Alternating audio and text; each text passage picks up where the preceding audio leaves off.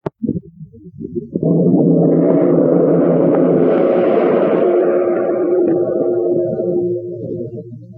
am Jebeaux, coordinator of the Kehewin Counseling Services. In 1972, 11 of the Kehewin Reserve died of suicide, poisoning, exposure, or car accidents, all because of alcohol abuse.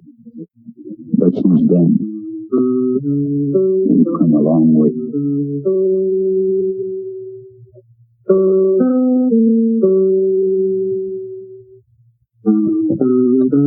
The solution to the acute problem of alcoholism, which was plaguing our reserve, was the development of a total community where all activities would encourage our people to regain the dignity of our ancestors.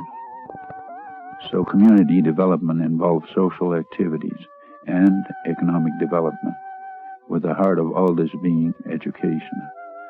That's what inspired Duck Cardinal, the Indian architect, to design our school in such a way that it reflects our total original lifestyle.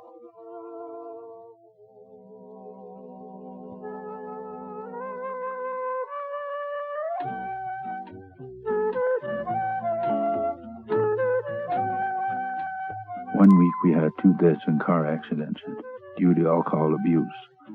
So the chief and the band manager at the time said something had to be done right away. And they started discussions with various government levels. Our council appointed a member of a neighboring reserve, someone with experience, to develop an alcohol program.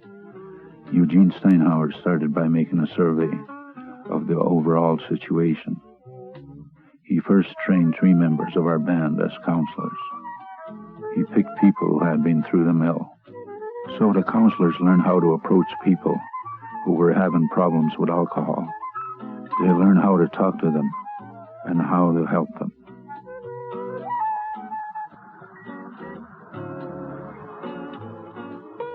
An outpatient clinic was organized in town and spread its services to neighboring reserves and Métis colonies who had similar problems.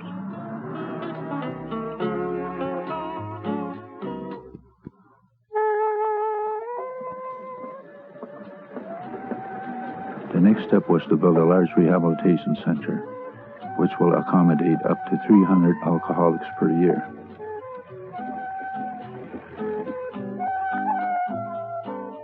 Of course, to be successful, any alcohol program has to mind the needs of the young people. You have to keep them busy.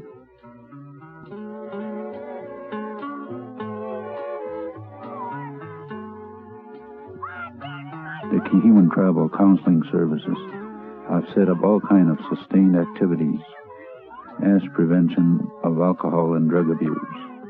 We have organized hockey, baseball, basketball, and volleyball. We also have a colorful marching band. Every year now we have a rodeo, and we also operate a summer youth camp. And yet all of this is not enough because the evenings are long on the reserve. We have to have something going to keep the people away from the bars downtown. It does not take expensive or fancy facilities to entertain them. Our simple day nursery becomes a drop-in center at night. We keep the coffee urn going all the time, and we sometimes play cards with the boys.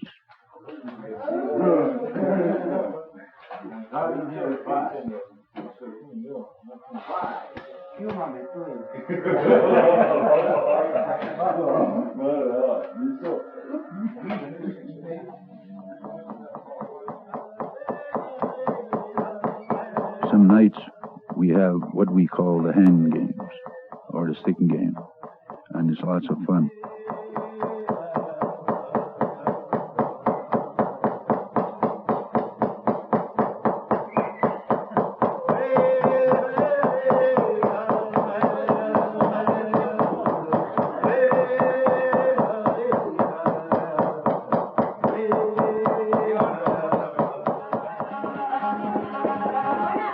And music and dancing and jigging is always a favorite.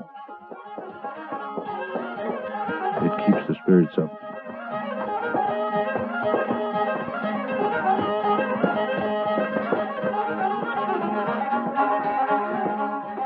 Dedication is the word, I guess, if we want to succeed. So the counselors must not count the hours they spend with their people they are trying to help.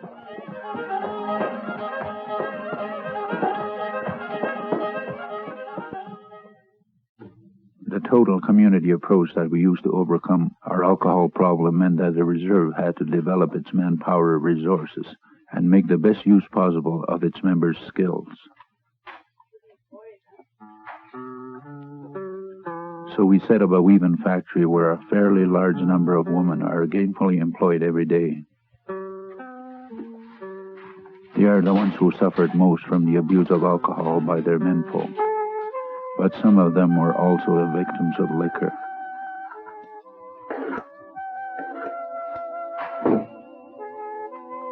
They seem to have a natural talent for this kind of work, and they make really beautiful things.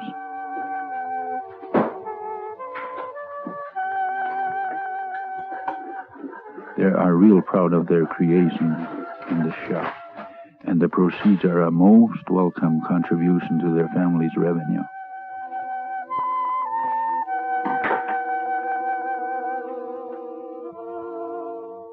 There are also other types of activities which create revenues and reduce the need for welfare.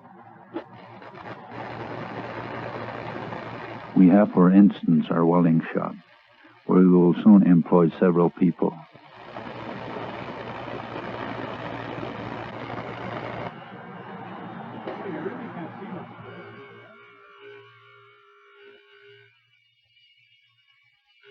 And we also have our carpentry shop, where we make kitchen cabinets and other things that we use in our housing program on the reserve.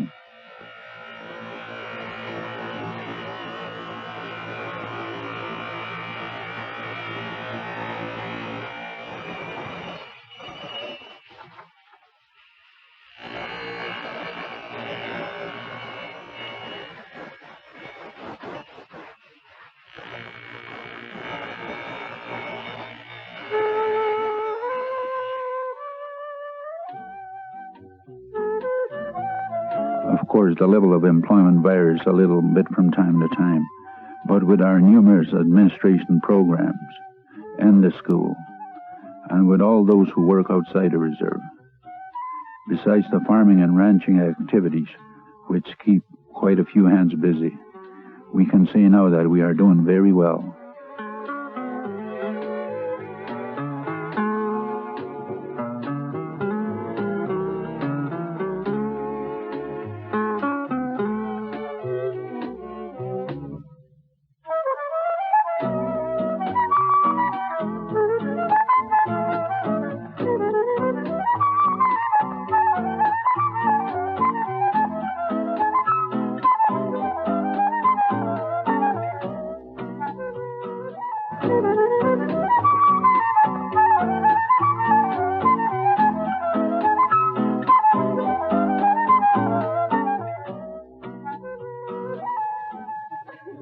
All the activities we have discussed help fight the dreadful disease of alcoholism.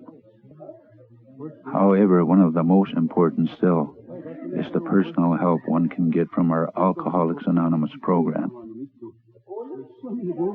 An Indian who wrote the human history of the Kehewin Reserve in 1974, Mr. Duck Cuthead, said in his report that Kehewin is on its way, not because of any government heroes or individuals concerned with their own self-interests. Success in this case, he says, need not be measured by factories or material wealth. It is not seen on a balance sheet of an Indian Affairs ledger. It is measured by the increased happiness on the reserve. Success is the fact that 20 people came out New Year's Eve for an AA meeting.